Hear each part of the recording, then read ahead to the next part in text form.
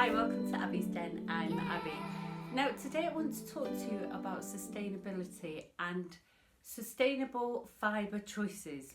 What does that mean? Okay, well, sustainable, I think we all understand what that means. Sustainable is something that's been sourced ethically, so we've not pumped loads of chemicals into the water, into the environment, to create the fabric that we're going to be using to make clothes. And we're not treating the people who are sewing these garments up badly. We're giving them a fair wage. So sustainability is basically having an impact on the environment and the people who create our garments. Now, we've got to start thinking a little bit more towards the future, because at the moment we are on an increase of causing harm to both the planet, to the economy, and to people who create our clothes. So, for example, there's a charity, independent charity called WRAP. They are the Waste and Resources Action Programme. They set up various initiatives to look at the way textiles are produced and wasted in the UK. So in 2012 they did a study. The study found that the carbon dioxide emissions in the UK alone was 24 million tonnes. Now that's a lot of carbon dioxide produced from the amount of fabric from the clothes we buy. So it's not really just based in the UK, it's for it to be manufactured and it to be shipped over to us. It's stored in our shops and transported from one end of the country to the other, and then purchasing it, taking it to our homes. So that's the carbon emissions, the carbon dioxide emissions. So we need to reduce that number, and there are various ways the WRAP initiative the WRAP charity took. So they targeted industry and spoke to them and asked them to change their ways. They spoke to, reached out to the public and the government to try and change their ways. So 4 years later, up to 2016, so we're working from 24 million tonnes of carbon dioxide emissions.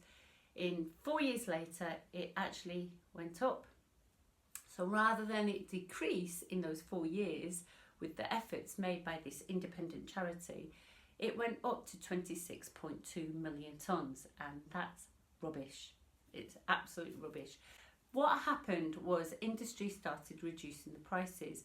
So all this fast fashion that we know about, so fast fashion is when it's displayed on the catwalk by all these wonderful supermodels. They are looking fantastic, and because of social media and our access to this information, we want to be wearing that dress that same day. So what happens is that fashion gets pushed into our shops quickly. It means that fabric has got to be produced really quickly. So it's not really thought about what kind of processes are used. Chemicals are being pumped into the water, chemicals are pumped into the atmosphere, and there's a lot of waste.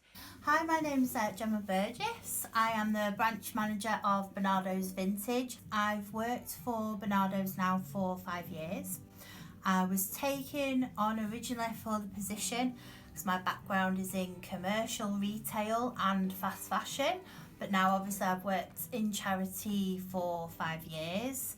When I first started, I set up the Instagram page and the Twitter account, and that has improved footfall within the store, and I think has given vintage clothing more accessibility to people. So we're showing them how they can introduce vintage pieces to clothing that they bought from the high street, and obviously to encourage people not to buy new. And I think it's quite unimaginative of people just buying something to wear purely once. They're not really thinking about incorporating sort of pre-loved and items, because it's so, well, obviously it benefits the charity if you're buying anything from the store, and it goes towards a children's charity in the local community, and that item could be owned by 3 people, because a lot of it's still in good condition when it comes here. So the life and of it. even the items that aren't, because obviously vintage can be damaged over the years, and certain things you just can't get out of materials. They rust, for instance, that have been in the garment for a long time, but even that gets recycled, obviously, because we have different recycling companies. So even if we can't sell something in store, by donating clothing to a charity shop and buying from a charity shop, you're also recycling and obviously saving the environment as well. Absolutely. Now, you said to me that you've got a big haberdashery range here. Tell me a little bit about that. Do you get lots of people? We do get a lot of people specifically for the haberdashery corner that we lovingly call it. People are actually making their clothes now as opposed to buying them. So we have sewing patterns, we have knitting patterns, and we must, every week, I'd say probably about £400 plus people spend purely in the haberdashery section because they're wanting to learn how to make clothes and customise existing clothes that they have already, so they can give it a new look for an item that they already have in their wardrobe.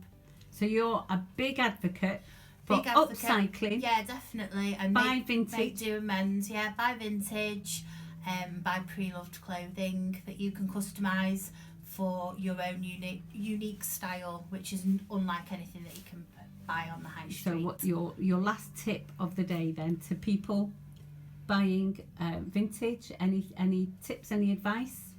I'd always say that you can incorporate it into your wardrobe so you don't have to wear head to toe. I do have a lot of friends who do kind of stick to a look set and do dress head to toe in vintage, but I think it's very accessible. You can just buy a blazer to go with an existing suit that you have, or you can buy a blouse which just gives an outfit a pop of colour and a new lease of life as well. So just buy one, two, three bits, 3 items, and it will build up slowly before you know it. Yeah, Excellent. And you can break away from fast fashion. I hope that's made you think.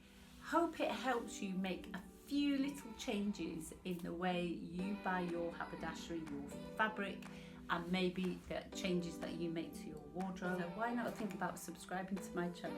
Help me to help you.